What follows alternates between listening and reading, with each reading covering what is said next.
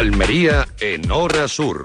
La apuesta informativa de Canal Sur Radio por contar todo lo que ocurre a nuestro alrededor. Con 3 citas. 1 del mediodía, 2:15 de la tarde, 8 menos 10. Toda la actualidad de la jornada. Almería en Hora Sur. Almería en conexión.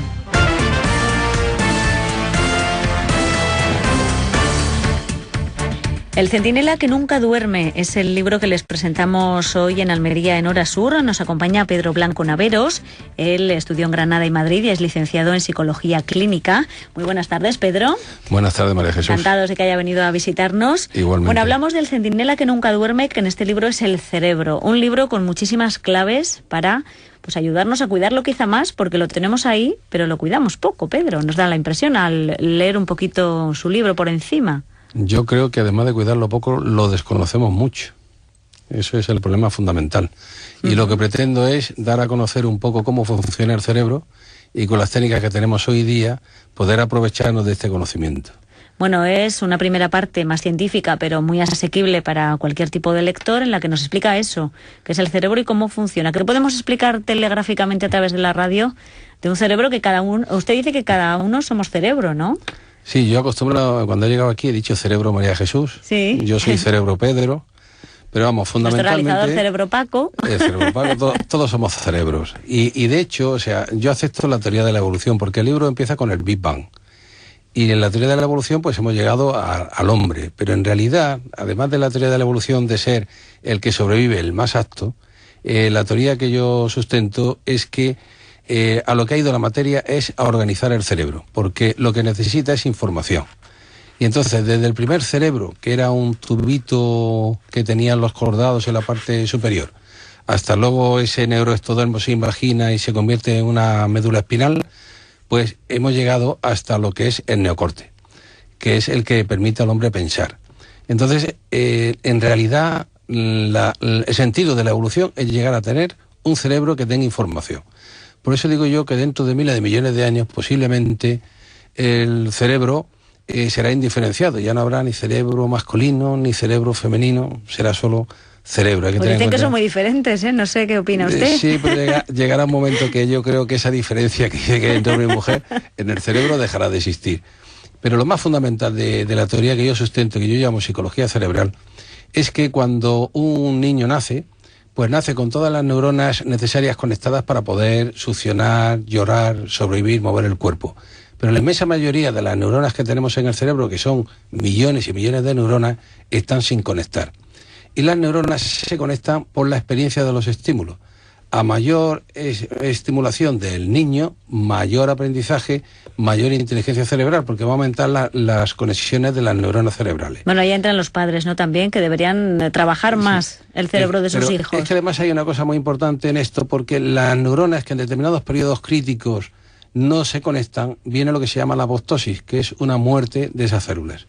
Con lo cual ya no se va a poder recuperar esa posibilidad potencial del día de mañana. Y cada habilidad tiene una fecha crítica. Por ejemplo, los gatitos, en la 4ª semana de vida, las células de la corteza visual tienen que detectar los rasgos externos para poder luego ver. Si en 4 días de esa 4ª semana le tapamos los ojos, se les va a atrofiar la retina y van a ser funcionalmente ciegos. Pues igual le pasará a nuestros hijos. Si yo quiero que un hijo aprenda inglés, por ejemplo, pues los voy a someter a estimulación de inglés en los primeros años de su vida, escuchar muchas cintas de inglés, da igual que entienda lo que se está diciendo. Porque el cerebro no se conecta a base del entendimiento de lo que se habla, sino por la cadencia, el tono, la frecuencia. Una vez que pasa esa época, entonces ya no va a poder tener esa posibilidad de conectar esas neuronas, sino que por economía del propio sistema nervioso, esas neuronas se van a destruir. Por eso tan importante es el saber cómo hay que educar a nuestros hijos y someterlos a toda clase de estímulos y según lo que queramos hacer de nuestros hijos o lo que quiera un estado determinado orientar la educación de la gente que, vamos, de su juventud. También entraña peligros, Pedro, nos da un poco de vértigo. Si se mal utiliza. Hombre, si se mal utiliza, como siempre yo, la verdad, los dictadores me dan mucho miedo, ¿no? Pero vamos, la realidad es esa. Yo creo que el cerebro es fácil de comprender si lo enfocamos desde este punto de vista. Y luego me he adentrado en lo que es la terapia aplicada a esta psicología cerebral. Con casos clínicos concretos, que además nos ha comentado que dan muy buen resultado, ¿no? El aplicar determinadas pautas en nuestra vida cotidiana nos pueden ayudar a vivir mejor, sobre todo más relajados quizá, ¿no? Más tranquilos. Eso insiste usted también mucho. Hemos dejado de comer en familia, sí, nos apresuramos para todo. Hablo de la alimentación, hablo de la educación infantil, un poco de todo, que es muy importante, hablo de cómo se puede curar una fobia, una depresión, un tic nervioso, y todo surge desde la evolución del sistema nervioso. Desde ese sistema nervioso que hemos dicho que se ha ido evolucionando a través de los peces, luego de los reptiles, luego de los mamíferos, que en realidad los mamíferos es el sistema límbico, que es muy importante para nosotros, el hombre se ha puesto de pie, y entonces todos los sistemas antiguos en la filogenia están en la médula espinal en sentido de abajo hacia arriba, hasta llegar al neocorte, que es, por así decir, el coordinador. Entonces, claro, hay un problema. El sistema límbico, por ejemplo, es el cerebro emocional, el cerebro visceral. Si yo ahora mismo veo una situación de peligro, el sistema límbico va a determinar la situación de lucha o huida a través de la amígdala. Voy a soltar cortisol, voy a soltar ácidos grasos, azúcar, adrenalina, y mi cuerpo se va a preparar para esa situación de lucha o huida, imponiéndose incluso al neocorte. ¿Qué ocurre? Que a lo mejor es un aspecto cognitivo. Yo tengo miedo de algo de una manera cognitiva, no necesito huir ni luchar. Pero claro, he soltado toda esa serie de sustancias que luego las tengo que eliminar. Ahí es donde viene el problema.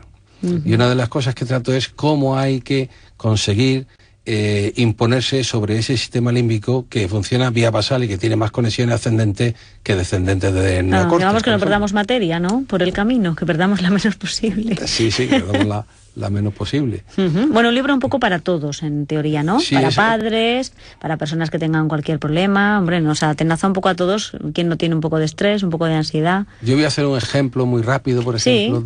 Ya con eso nos podemos despedir. De un niño que llora mucho, ¿no? Entonces, también de la teoría del refuerzo. Si un niño que llora mucho, yo primero que tengo que ver por qué llora. Si está saciado, si no tiene ningún problema, el niño no tiene por qué llorar. Lo dejo que llore hasta que se calle el niño. Pero si yo cojo a un niño que llora, pues el niño va a recibir la recompensa de esa madre o de esa persona que él quiere que le coja, con lo cual va a llorar para recibir esa recompensa. Luego, ese refuerzo sería negativo. Pero más negativo sería coger el niño a veces, porque el refuerzo parcial es el de más difícil extinción. Es un ejemplo, porque en eso se basan las máquinas tragaperras que tanto dinero le quitan a los jugadores. Los ludópatas, sí. Exactamente. Que a veces da premio y a veces no da premio. Por eso están siempre enganchados y aunque ganen premio al final lo pierden. ¿Qué hacer con ese niño que llora? Habrá gente que quizás se lo esté planteando. Cogerlo es malo porque puede entender que cada vez que llora me cogen y ya está. No, el niño que o llora... dejarlo llorar en exceso tampoco. Hay que acostumbrar que llore al principio cuando tiene que llorar. Que no le va a venir mal llorar. Para los pulmones y para todo. Y llegará un momento, como es una conducta que para él no es buena tampoco, dejará de llorar. Dejará de hacerlo. Pero no hay que reforzar esa conducta de lloro. Porque si no estamos perdidos. Ya esa madre está perdida. Bueno, si alguien es madre reciente, pues que lo tenga en cuenta. Y los que quieran conocer mucho más, una primera parte más teórica, pero muy asequible, El centinela que nunca duerme, el cerebro, cómo funciona, cómo guía al ser humano. Hay que descubrir un poquito las leyes que rigen su mente y su vida. Y Pedro Blanco Naveros pues nos ofrece a través de la editorial Almunzara esta posibilidad. Pues muchas gracias, Pedro. Estaremos más atentos a este centinela que tenemos aquí. Muchas gracias, Cerebro Pedro. Cerebro María. Un placer. Hemos coincidido en la despedida.